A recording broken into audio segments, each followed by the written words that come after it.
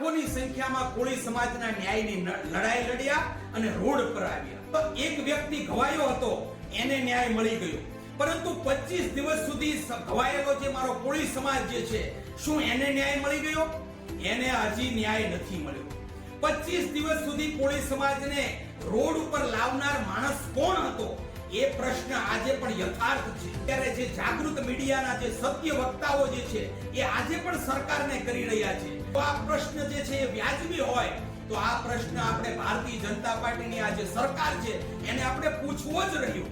એને 25 દિવસ સુધી રોડે રજવતો કરવા માટેનું કારસ્તાન કોનું હતું? ગુજરાતના ગૃહમંત્રી જે છે ફાંકા ફોજદારી કરે છે અને કાયદો વ્યવસ્થાની જે બણગા ફૂકે છે, એની જ પોલીસે આ કોળી સમાજને 25 દિવસ સુધી ન્યાયની લડાઈની અંદર આડે આવવાનું કામ કર્યું છે.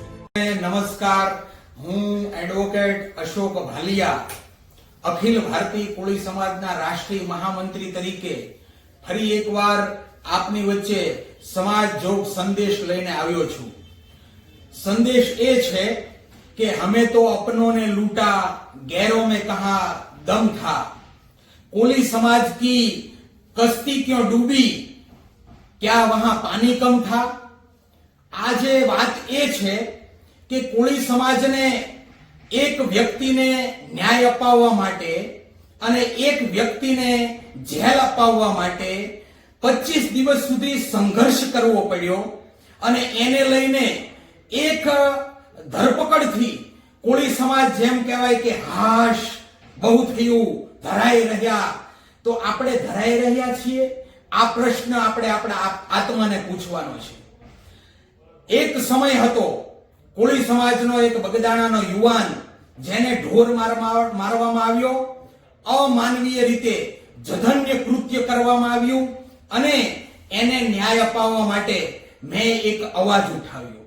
એ અવાજના પડઘા સમગ્ર ગુજરાતમાં એવા તો પડ્યા કે કોળી સમાજના ભારતીય જનતા પાર્ટી સાથે સંકળાયેલા હોય એવા ધારાસભ્ય અને મિનિસ્ટર એમણે મુખ્યમંત્રીને રજૂઆત કરવી પડી અને મુખ્યમંત્રીને રજૂઆત કર્યા પછી એસઆઈટી ની રચના થઈ અને એ એસઆઈટી ની રચનાની અંદર પણ એવા તો ગલ્લા તલ્લા ચાલ્યા કે 25 દિવસ સુધી સમગ્ર ગુજરાતનો કોળી સમાજ જે છે એ રોડ અને રસ્તા ઉપર આવ્યો.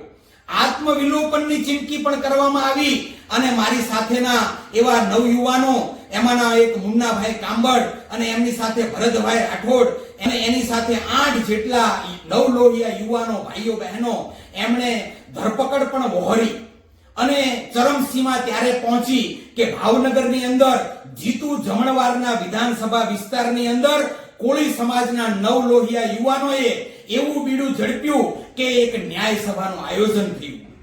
અને આ ન્યાય સભા શા માટે હતી? 25 દિવસના સંઘર્ષ બાદ કોળી સમાજને આ સરકાર જે છે ન્યાય આપતી ન હતી, એના માટેની ન્યાય સભા. અને એ ન્યાય સભાના પ્રત્યાઘાતો એવા થયા કે કોળી સમાજને ન્યાય મળ્યો.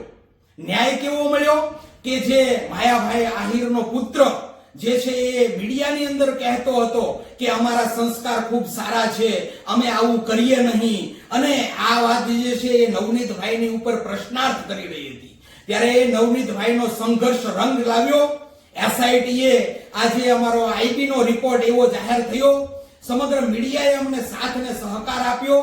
એટલે વાતાવરણ એવું બન્યું કે ભારતીય જનતા પાર્ટી આવતી સ્થાનિક સ્વરાજ્યની ચૂંટણીની અંદર ક્યાંક ગોથું ન ખાઈ જાય, અને એ ગોથું ન ખાઈ જાય એટલે એને બચાવવા માટે આ જયરાજભાઈ જે છે એમણે એના સંસ્કારો આડા ન આવ્યા અને એમને જેલ જવું પડ્યું. ત્યારે મારે તો મારા સમાજને એક પ્રશ્ન કરવો છે. 25 દિવસ સુધી જે ન્યાયની લડાઈ લડી અને એને લીધે નવનીતભાઈ જે છે એમની માંગણી હતી જયરાજભાઈને જેલ હવાલે કરવામાં આવે એટલે એમને ન્યાય મળી ગયો. ભારતીય જનતા પાર્ટીના જે મિનિસ્ટરો જે છે એમણે એસઆઈટી ની રચના કરી અને એના દ્વારા એસઆઈટી જે છે જયરાજભાઈને દોષિત જાહેર કર્યા, એને જેલ હવાલે કર્યો. જે નેતાઓ જે છે એમને પણ ન્યાય મળી ગયો. એટલે એમણે મુખ્યમંત્રી, ગૃહમંત્રી એમનો બધાનો આભાર કહી દીધું.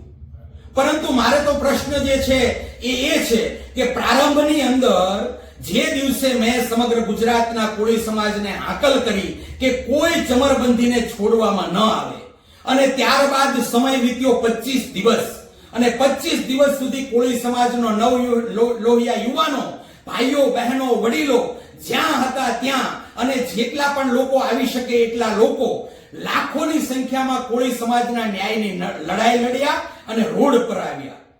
તો એક વ્યક્તિ ઘવાયો હતો, એને ન્યાય મળી ગયો. પરંતુ 25 દિવસ સુધી ઘવાયેલો જે મારો કોળી સમાજ જે છે, શું એને ન્યાય મળી ગયો? એને હજી ન્યાય નથી મળ્યો. 25 દિવસ સુધી કોળી સમાજને રોડ ઉપર લાવનાર માણસ કોણ હતો? એ પ્રશ્ન આજે પણ યથાર્થ છે.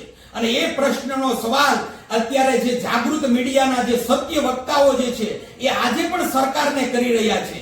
ત્યારે મારે તો મારા કોળી સમાજને કહેવું છે કે જો તમને હાશકારો ન થયો હોય, જો આ પ્રશ્ન જે છે એ વ્યાજબી હોય, તો આ પ્રશ્ન આપણે ભારતીય જનતા પાર્ટીની આ જે સરકાર છે એને આપણે પૂછવો જ રહ્યો.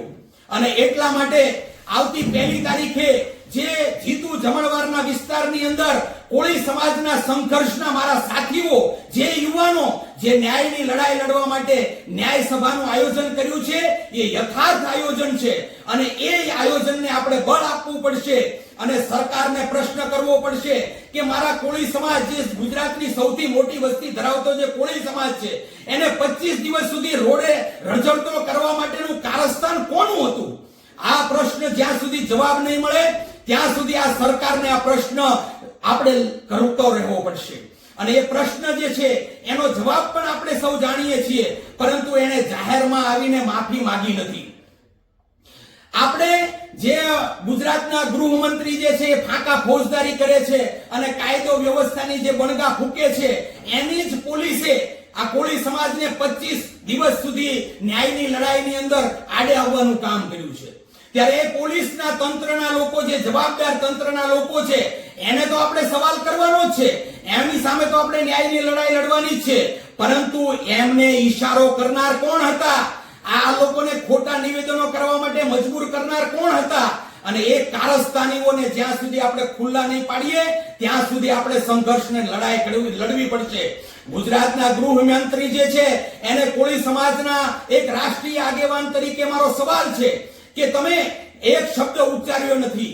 અને આ જે કોઈ પોલીસ તંત્ર જે છે એને ઈશારો કરનાર કોણ હતું એનું નામ તમે જાહેર કર્યું નથી. જો ગુજરાતના ગૃહમંત્રી જે છે એ કોળી સમાજને 25 દિવસ સુધી સંઘર્ષ કરવા માટે, લડાઈ લડવા માટે મજબૂર કરનાર માણસનું નામ જાહેર નહીં કરે અને એની પાસે માફી નહીં મગાવે, તો કોળી સમાજ ચૂપ રહેવાનો નથી. અને આપણે સૌ એનો જવાબ ભાગવા માટે પધારવાનું છે. આપણી 1 તારીખે 1 ફેબ્રુઆરીના દિવસે ન્યાય સભાની અંદર આપણે સૌએ પહોંચવાનું છે અને આ જે કારસ્તાની જે છે એને ખુલ્લો પાડવાનો છે.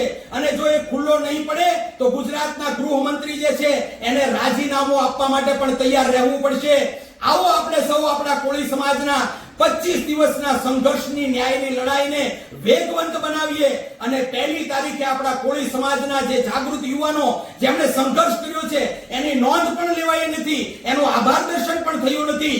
એવા નવલોહિયા યુવાનો જે છે એની લડાઈને આપણે પડવા દેવાની નથી.